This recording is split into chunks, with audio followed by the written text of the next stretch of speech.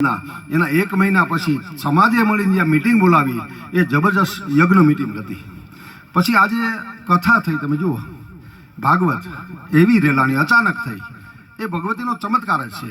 કોઈથી કાંઈ ન થાય ભલામણ, પણ એની ભગવતીની કૃપા જ્યારે ઉતરી, પરગણા ઉપર ઉતરી છે, ચારણ સમાજ ઉપર ઉતરી.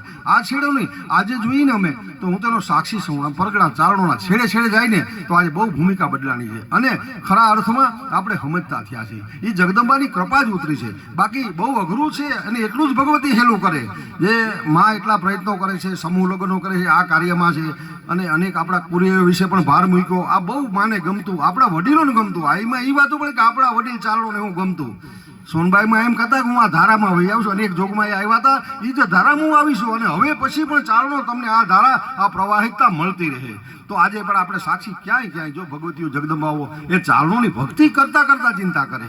ખરેખર એ આ જે ભાગવત છે ને એની તો શું વાત થાય ભલામણ. આ ભાગવત જે રચાણું તો તમે જુઓ તો ખરા, આપણા જીવનને ધન્યતા અનુભવી આપણે એવું ઝીલાણું છે ભાગવત. એની વાત છેડા લગી ગઈ છે. ચારણોના 99 ખંડમાં આનો પડઘો પડ્યો. એટલું નહીં, આજે જે આ કાર્ય થઈ રહ્યું છે એનો પડઘો પણ ચારણોના સમાજના છેડા લગી પડ્યો છે.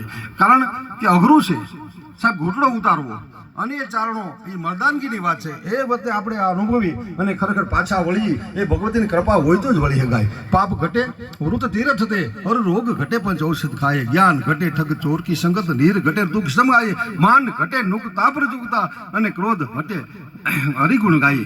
તો આ ઈશ્વર કૃપા હોય તો થાય.